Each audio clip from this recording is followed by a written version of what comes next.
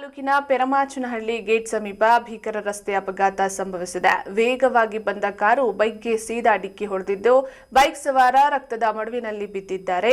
ಅವರನ್ನ ಸ್ಥಳೀಯರು ಕೂಡಲೇ ಪ್ರಥಮ ಚಿಕಿತ್ಸೆ ನೀಡಿ ಆಸ್ಪತ್ರೆಗೆ ರವಾನಿಸಿ ಮಾನವೀಯತೆ ಮೆರೆದಿದ್ದಾರೆ. ಚಿಂತಾಮಣಿ ತಾಲೂಕಿನ ಗ್ರಾಮಾಂತರ ಪೊಲೀಸ್ ಠಾಣಾ ವ್ಯಾಪ್ತಿಯ ಪೆರಮಾಚನಹಳ್ಳಿ ಗೇಟ್ ಸಮೀಪ ಭೀಕರ ರಸ್ತೆ ಅಪಘಾತವೊಂದು ಸಂಭವಿಸಿದೆ. ಕಾರು ಮತ್ತು ದ್ವಿಚಕ್ರ ವಾಹನದ ನಡುವೆ ನಡೆದ ಈ ರಣಭೀಕರ ಡಿಕ್ಕಿಯಲ್ಲಿ ಬೈಕ್ ಸವಾರ ಗಂಭೀರವಾಗಿ ಗಾಯಗೊಂಡಿದ್ದಾರೆ. ಚಿಂತಾಮಣಿ ತಾಲೂಕಿನ ರಾಂಪುರ ಗ್ರಾಮದ ನಿವಾಸಿ ನಾರಾಯಣಸ್ವಾಮಿ ಅಪಘಾತದಲ್ಲಿ ಗಾಯಗೊಂಡ ದುರ್ದೈವಿ. ನಾರಾಯಣಸ್ವಾಮಿ ಅವರು ಎಂದಿನಂತೆ ತಮ್ಮ ದ್ವಿಚಕ್ರ ವಾಹನದಲ್ಲಿ ವ್ಯಾಪಾರದ ಕೆಲಸಕ್ಕಾಗಿ ತೆರಳುತ್ತಿದ್ದ ವೇಳೆ ಈ ದುರ್ಘಟನೆ ನಡೆದಿದೆ. ಹೆದ್ದಾರಿಯಲ್ಲಿ ಅತಿ ವೇಗವಾಗಿ ಬಂದ ಬಿಳಿ ಬಣ್ಣದ Maruti Suzuki Ertiga car Narayanaswamy ಅವರ ಬೈಕ್ಗೆ ನೇರವಾಗಿ ಜೋರಾಗಿ ಡಿಕ್ಕಿ ಹೊಡೆದಿದೆ. ಡಿಕ್ಕಿಯ ರಭಸ ಎಷ್ಟಿತ್ತೆಂದರೆ ಕಾರಿನ ಮುಂಭಾಗ ಸಂಪೂರ್ಣ ಜಖಂಗೊಂಡಿದ್ದು, ದ್ವಿಚಕ್ರ ವಾಹನವು ರಸ್ತೆಯ ಬದಿಗೆ ಉರುಳಿ ಬಿದ್ದಿದೆ.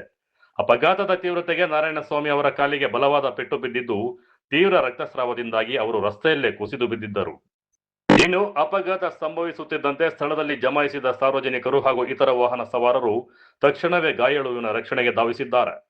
ತೀವ್ರ ರಕ್ತಸ್ರಾವದಿಂದ ತವಗಿಸುತ್ತಿದ್ದ ನಾರಾಯಣಸ್ವಾಮಿ ಅವರನ್ನ ಸ್ಥಳೀಯರು ಕೂಡಲೇ ಪ್ರಥಮ ಚಿಕಿತ್ಸೆ ನೀಡಿ ಆಸ್ಪತ್ರೆಗೆ ರವಾನಿಸಿ ಮಾನವೀಯತೆ ಮೆರೆದಿದ್ದಾರೆ.